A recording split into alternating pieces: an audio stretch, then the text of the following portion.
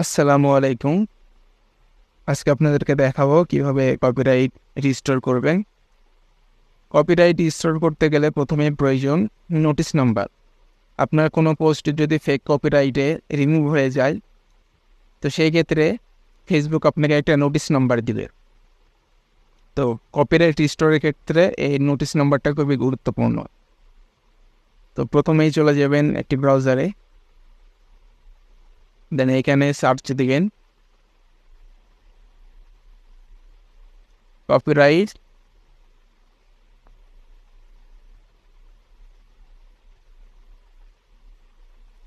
Appeal form.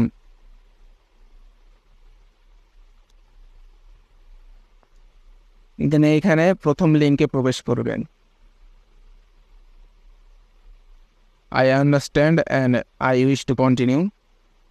দেন এখানে your name, এইখানে আপনার ফেসবুক অ্যাকাউন্ট অথবা ফেসবুক পেজ, যে ফেসবুক অ্যাকাউন্টের পোস্ট রিমুভ হয়েছে বা যে পেজের পোস্ট রিমুভ হয়েছে সেইটার নাম। তো এখানে একটা নাম দিয়ে দিবেন। এখানে একটা ইমেল অ্যাড্রেস, এখানে জিমেল দেবেন, অবশ্যই কোনো টেম্প মেল দেবেন না। আপনার পেজ অথবা ফেসবুক অ্যাকাউন্টের যে মেল সেইটা দিতে পারেন, অথবা ফ্রেশ কোনো জিমেল অ্যাড্রেসও দিতে পারেন। ফ্রেশ জিমেল অ্যাড্রেস বলতে যেই জিমেলগুলো কোনো ফেসবুক পেজ অথবা ফেসবুক আইডির সাথে সংযুক্ত না, সেই মেলগুলো এখানে ইউজ করবেন। তারপরে এখানে আমি নাম দিয়ে দিচ্ছি।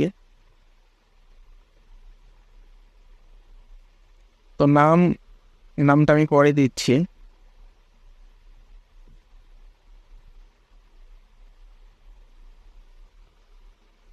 এইখানে টিকমার্ক দিবেন, I can not C the content that I wish to appeal.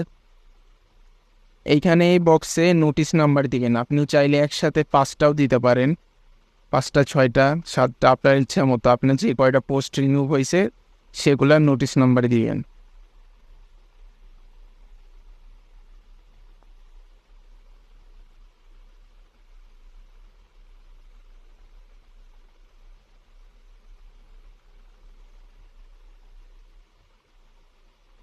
R notice নাম্বারের সাথে এখানে যদি যে পোস্টগুলো রিমুভ হয়েছে সেগুলার ইউআরএল দিতে পারেন বা লিঙ্ক দিতে পারেন, সেক্ষেত্রে আরও বেটার হয়।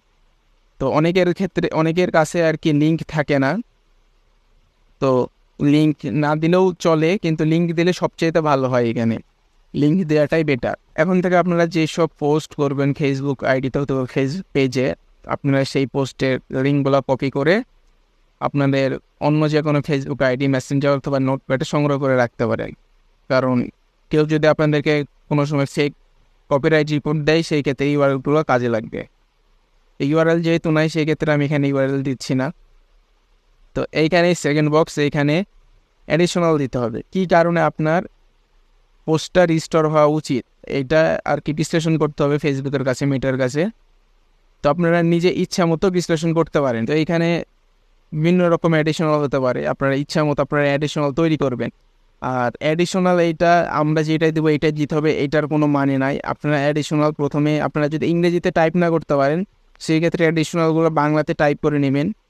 দেন সেটা কপি করে যে কোনো একটা ট্রান্সলেটর অ্যাপে অথবা গুগলে যেয়ে সেটা পেস্ট করে ইংরেজিতে কনভার্ট করে নেবেন এবং সেই অ্যাডিশনালটা দিবেন।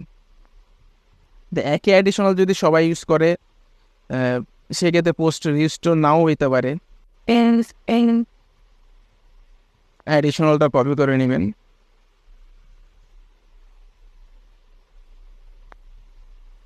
এখানে পেস্ট করে দিবেন। দেন এখানে চুজ ফাইলস, ফিডব্যাকটা আসবে আপনার মেইলে আসবে অথবা সাপোর্ট ইনবক্সে আসবে। সেই ফিডব্যাকটা নেবেন, সেই ফিডব্যাকের একটা স্ক্রিনশট এখানে দিয়ে দিবেন। তো আমি দিয়ে দিচ্ছি। দেন এইখানে আপনার ফেসবুক পেজ অথবা ফেসবুক আইডির নামটা দিয়ে দিবেন। তো সেন্ড করার পরে এইখানে কোড চাইবে, তো এই কোডটা পাবেন জিমেল সোশ্যালে পাবেন। তো এইখান থেকে কোডটা নিয়ে নেবেন।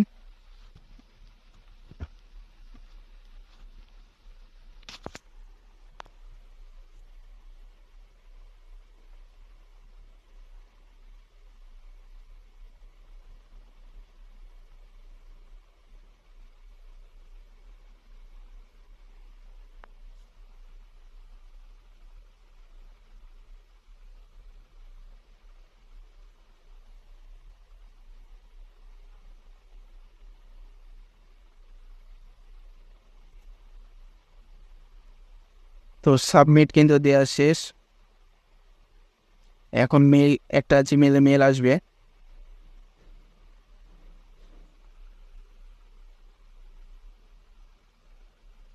এই তো অলরেডি মেইল চলে আসছে। তো এইখানে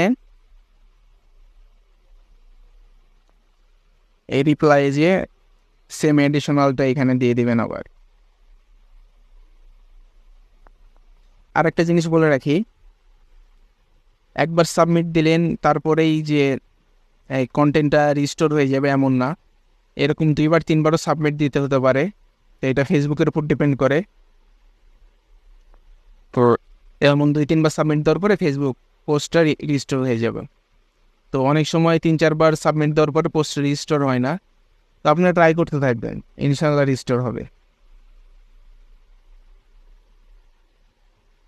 তো এখন কাজ শেষ, এখন ফেসবুকের রিভিউ দেওয়ার পালা। এখন রিভিউ দিতে কত সময় লাগবে? মূলত 48 থেকে 72 ঘন্টা সময় লাগতে পারে। এখন দেখা যাক কতক্ষণ পর রিভিউ দেয়।